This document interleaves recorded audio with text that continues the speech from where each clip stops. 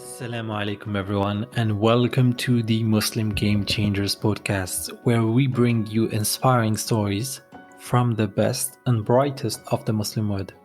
I'm your Hussein, and I'm very excited to take you on a journey of discovery featuring high-profile Muslim leaders from all around the globe.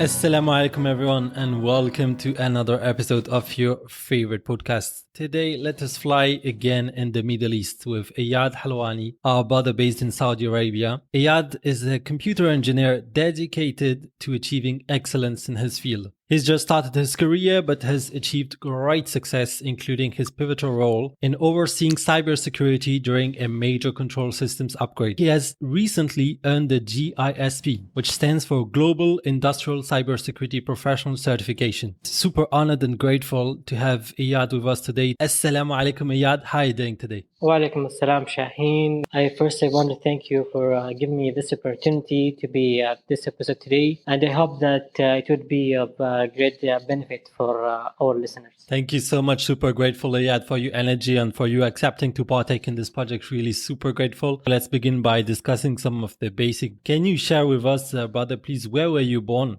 and where you are currently based? Originally, I'm from Mecca. I was born and raised there. I did all my study there, except in the university. Mecca is in the western province, so I lived in the western province for my whole life. Currently, I live in the eastern province as I work in Saudi Aramco, and that is where Aramco is. What is the name of the city where you are currently based? Like the Eastern Province, there are many cities, but mainly when we talk about the Eastern Province, there are three cities that are very near of each other. You wouldn't notice that you have traveled from one city to another. The three are very near of each other, and they are like a big city. So I live in Khobar, and I work in Dhahran, but it's 14 minutes commuting. Okay, excellent. Where is the headquarters of Saudi Aramco, just for my knowledge? The headquarters is in Dhahran. Okay, I see. Guys, when Eyad told me that basically he was born in Mecca, I was like, wow, this is amazing. I have to ask a few questions about this because I believe for everyone in the audience in the Western world, this must really sound like music to our ears. Can you tell us, Eyad, how was it to grow up in such a marvelous city, such a significant symbolic city as a Muslim? Wallahi, I'm very blessed to be from Mecca, and growing up there has its own experience. Like every year we experience Hajj. People from all around the world come to Hajj, and of course that some things changes when this happens. We also have people who are doing Umrah all around the year, so it's very great, and we get the pleasure to serve the people who come for Hajj and Umrah. Me personally, I used to work every Hajj. So basically, if I understand correctly, you've done Umrah at a very early age, right? Yes. A lot of people I have discussed with, like in Australia and the UK, are actually dreaming of such a life where they could live and work, I don't know, in Dubai, in Oman, etc., those type of countries, and can perform Umrah very easily. It is such a blessing. So thank you for sharing this. People in the Western world, and this is really why I really wanted someone from Saudi, we are wondering what it's like to be a Muslim in Saudi Arabia. How is it like, for instance, for the prayer times, or for instance, during Ramadan, what kind of accommodations have you got on behalf of your employer or the government? Growing up in such a Muslim community, of course, makes it like easier. If you have good company, you will get that effect from them. During my study in elementary school, middle school, and high school, always in the afternoon, we pray Dhuhr at school. Then after that, when you work, every place there is a room, dedicated room, a mosque to pray. We take breaks whenever the prayer time has come. So we pray Dhuhr, we pray Asr in a our work. It's easy, and I guess I believe that the work laws that we have doesn't allow an employer to prevent the employee from doing prayer. It doesn't take a long time. Like some people take breaks for smoking, so it's kind of the same. It's only 10 minutes. You will pray and come back to your work. I understand. So, for instance, if I was in school, let's say I'm Shaheen, I'm in Saudi, I'm in school, and the teacher is giving a lecture on history. Midway through, if the prayer call rings, the teacher will interrupt his lesson, and there is a dedicated room in the school where we can perform the prayer. Yeah, of course. And there will be no need for him to cut his lesson, because the timing is always that this prayer time, the session has already ended. I see. I understand. That's beautiful. And can you tell us, Eyad, on like Ramadan, for instance, is there any work accommodation? Like, for instance, I know that in the Emirates, they finish sooner. They have a separate canteen because, you know, there are lots of expats. What kind of accommodation is there like in Saudi Aramco during the period of Ramadan? I can't think of anything that specific to Aramco. Maybe in Aramco, because we have a big camp, there will be some events during Ramadan. But throughout all Saudi, the working hours, all the year we work for 8 hours. But during Ramadan, the working hours decrease to 6 hours. Oh, Yeah, so I work from 9 a.m. to 3 p.m. every day in Ramadan. And this differs from company to company. Some companies may start at 10, but at the end, we all work 6 hours. I understand. That's very good. I want now to get to know you, Eyad, and if we can rewind back in time a bit to the 18-year-old version of Eyad. Can you walk us through your academic and professional journey from then, from 18 years old Eyad to now? Okay, the academic path. When I was 18 years old, of course, that was the time when I graduated from my high school, and I was an excellent student. I don't want to praise myself, but that was the fact. All the paths were open to me, and I was fond of computers since I was little. It was originally my passion, but I grew up in a house that my parents all work in healthcare. My mother is a nurse, and my father is also a nurse. They were stressing me to study medicine, and I even studied 1 year at King Saud for Health Science University. But then I decided to get out and start again in King Abdulaziz University to study computer science. And during my study, when it was the time for me to get an internship, I was accepted in Saudi Aramco.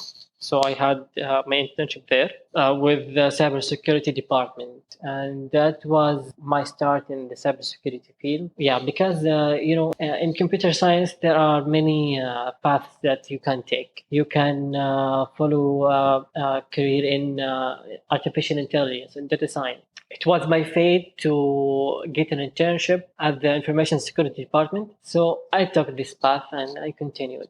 Very good. Is this internship part of your studies? Are you required to perform an internship as part to validate your studies? Is this such a thing? Yes. I understand. Very good. Could you tell us a few words about the education in Saudi? Because most of us ignore the education system, and I think it has progressed a lot. The level of the Saudi education system has really progressed a lot. Can you tell us what's the level like? Yes, I can see the progress. I cannot judge the public system, but you can see how advanced our education system. Like when you look at the rankings of our universities, like the university that I have graduated from, King Abdulaziz University, is the first on the Middle East. Excellent, very good. From what I have understood, you said that you were in medicine before because you have a family which is mainly in health, and then you discovered that actually you wanted more to honor what you were passionate about when you were a child, which was computer engineering. So can you tell us what inspired you to actually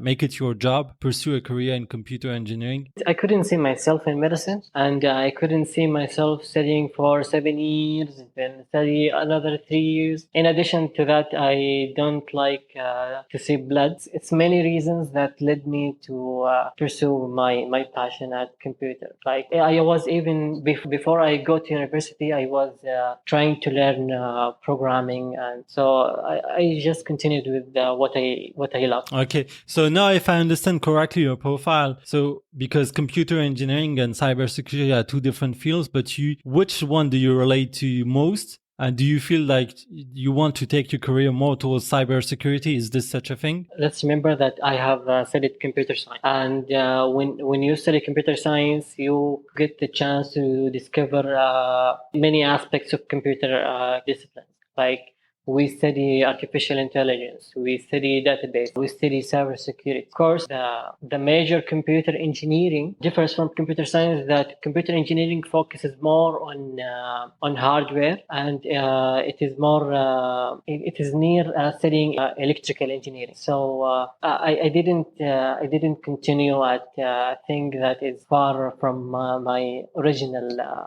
mention. Okay, yeah, thank you so much for this. I wanted to know, before starting your internship, I suppose there are many companies in Saudi. When did the thought of working at Aramco cross your mind? When did you think, okay, I want to work there?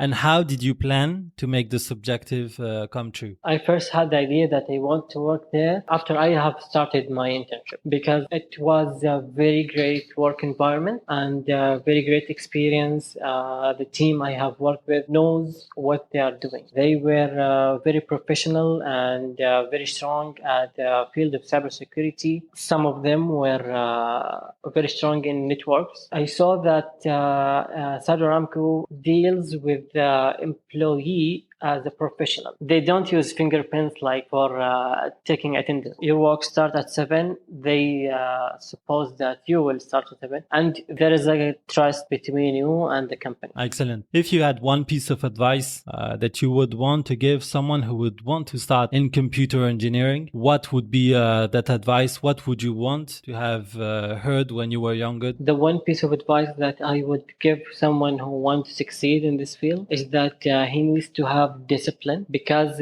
he needs to continuously be eager to learn, to develop his skills. So the discipline is the key trait that someone should have. Excellent, very good. That's an excellent transition, because my next question was, what would be some platforms or resources that you would recommend to the people? For instance, I'm in data. For instance, there is Coursera, edX, etc. Can you tell us some things maybe that relates to cybersecurity that you use to learn more, or maybe some certificates that you would recommend to the people who would want to be at this position? We'll answer this question in parts. Like regarding the platforms, there are, of course, the platforms that you have mentioned. There are a lot of platforms.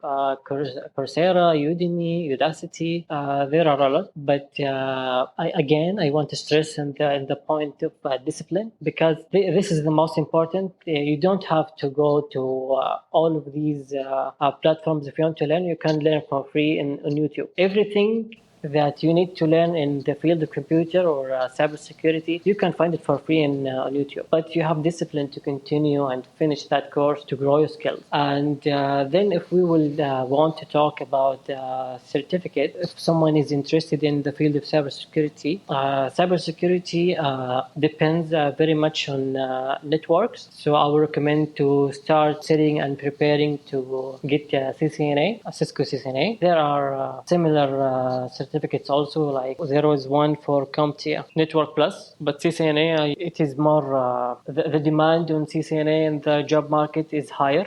They can also take CompTIA Security Plus. There are many, but when someone starts, this type of information will come with time. Eyad, because certain certificates are paid certificates, so I wanted to know if actually it's something that you pay out of your pocket, or is this something that your company, since it's a win-win for the company, they want to invest in your learning, is this something that it's the company which pay for your certifications, etc., or is this something that you invest in yourself out of your pocket? Okay, in my case, of course, here in Saudi Arabia, it differs from company to company. There are some companies, I guess most of the companies will pay for your certificate, but there is a catch. Some will pay for you after you get the certificate. After you get the certificate, they will repay you. Thing that I very appreciate in Saudi Aramco, that they are very generous with development of the employee. So they will pay for your certificate, and depends for on your department. They might pay even if you fail. Okay, they paid for you to get the certificate, and you fail the test. You have to take it again. They have no problem to pay for it again. Eyad, I wanted to know some practical things which might be very obvious to you, but for people who might envision Saudi Arabia as a place to work, live for their kids, their family, it can be very interesting what your answers will be. My first question, it's a practical question. How many hours in a week do you regularly work in Saudi Arabia, in your current position, for instance? A week I work for 40 hours, 8 hours a day. Is, for instance, Friday, is it a day off, or is this like in the Western world, the weekend is Saturday, Sunday? The weekend is Friday and Saturday. Excellent, very good. So this is already, for the audience, this is already one difference of the UAE, because the UAE had to align for business reasons the weekend days with the United States, Europe, etc. My second practical question is for the holidays. How many holidays do you get in Saudi Arabia as a type of legal right? You get every year about a month. 28 or 29 days. Some workplaces count weekends, and some of them doesn't count weekends. Okay, excellent, which makes a huge difference. But I wanted to know a last question, last one of the practical questions, because it's very interesting for us to know. In terms of social security, for instance, in France, if I go at the doctor, I don't pay anything out of my pocket. I wanted to know, for instance, if you go at the doctor or if you go at the hospital or anything, is there help from the government, or is this everything from your pocket? Is this maybe a certain percentage? Maybe it's half.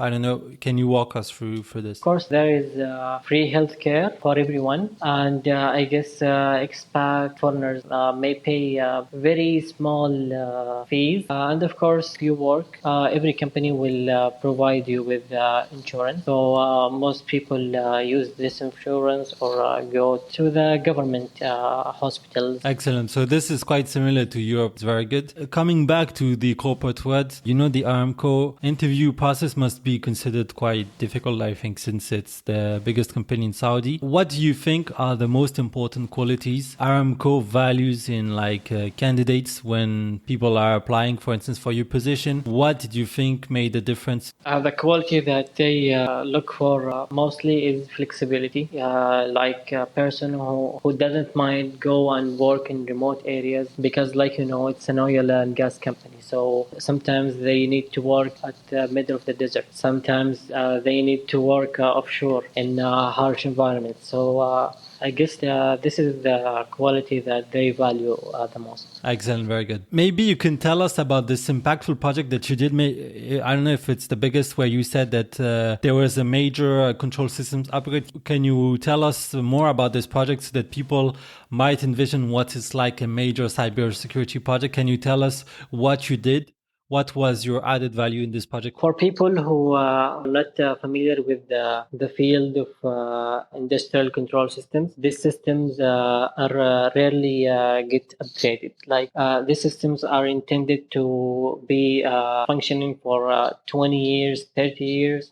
They have the concept of run to failure. If it's working, there is no need for me to upgrade it or replace it. I was lucky that my department are planning to do control systems upgrade. So as a member of the team of the technical support unit, I was responsible for activities that related to cybersecurity scope. I was responsible for we are dealing with vendors. Okay, the control systems vendors.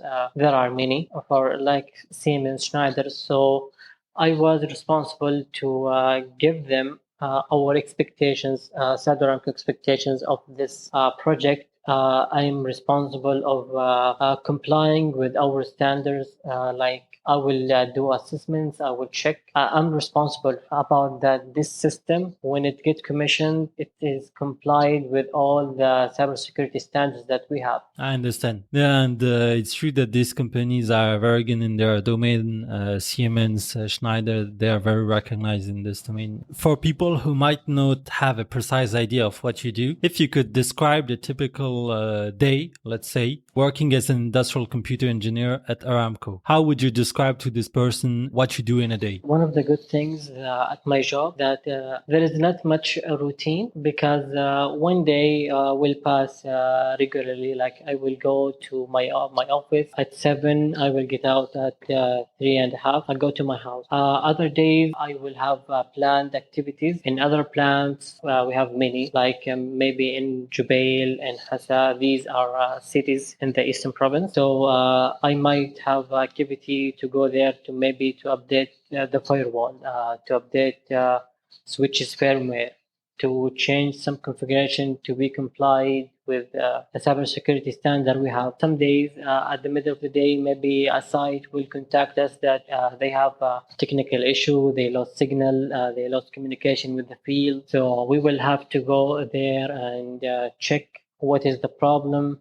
Is it from our side? It's from someone else's side. It's like this. Excellent. That's very interesting. So since we've been talking about, especially in the beginning, about the east part of Saudi Arabia than the west part, we see a lot of recent news, especially, with huge superstars coming in Saudi Arabia. Saudi Arabia is really on the map, I have the impression now. And I wanted to know, how do you feel regarding the recent dynamic of Saudi Arabia? How do you talk to your friends about everything that's happening in Saudi Arabia? Do you feel that something big is happening in Saudi Arabia right now in terms of the economy, the job prospects? Yes, in fact, I can see the improvement that the economy is having now. There are many jobs has been created, and we have more to come. We have big projects that are being developed at the moment. Like maybe you heard of NEOM. No, I did not. Maybe you can tell us a few words about this. Okay, NEOM is like a new city, but it focuses on being eco-friendly. There are many things that are happening now at NEOM. Also, we have our government had some decisions that every company that works in Saudi Arabia should have a headquarter here in Saudi Arabia. Like in the past, maybe there are companies that are working in Saudi Arabia, but their headquarter was in Dubai or somewhere else. So now if they want to work in Saudi Arabia, they will have to create a headquarters here. So of course, this is creating more jobs for Saudis and more opportunities even for expats. Excellent. That's very good. I think as a young person in Saudi, I think you can feel very confident in the economy of Saudi Arabia. I wanted to ask maybe a last type of question. I always discuss about some type of model, mentor that we have.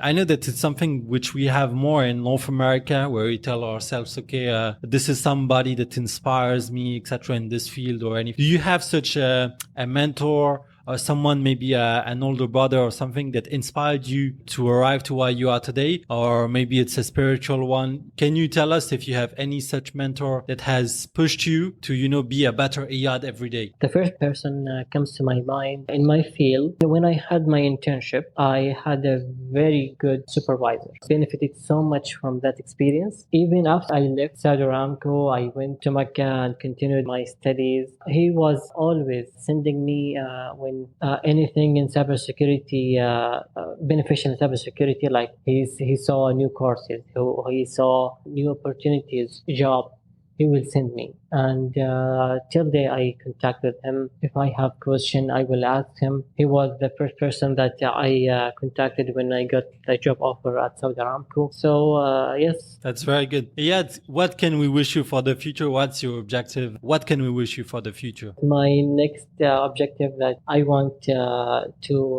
get more education in the field of cybersecurity. There are many certificates that I want to achieve. I want to improve my skills at the field of penetration testing because it's very interesting. Yeah, I think also it's the highest paid in cybersecurity pen testing, which is a very technical field in cybersecurity, which I would advise anyone in looking at some courses on YouTube. Very interesting. I followed one which was extremely interesting, and it's free. It's out there on YouTube, so be sure to check it out. Eyad, thank you so much for all those answers. Just so you know, everyone, Eyad is asked him to cut the AC, so basically it must be hella hot right now. But really grateful, Eyad, for sharing sharing your experiences, insights, and advice with us. Jazakallah khairan. Thank you, Shaheen, and it was a very great pleasure to be with you today. And I hope our listeners will get benefit of this episode. And thank you again. Excellent, very good, guys. If you want to seek some advice of our brother in Saudi, you can reach out to Eyad on LinkedIn. He has very kindly accepted to be on the lookout. I will put the link of his profile in the show notes of this episode. It's been a pleasure to have Eyad today. And brothers and sisters, salam alaikum. See you everyone on the next episode. Assalamu alaikum, Eyad. Wa alaikum assalam. Ma as-salama. That's all for today's episode, guys. We hope you enjoyed it and learned something new. If you have any feedback or suggestion for future episodes, please reach out to us on our social media channels. And don't forget, please, to subscribe, rate and review our show on your favorite podcast platform. This would really help us a lot. Until next time, well, stay inspired, stay curious, and keep changing the game.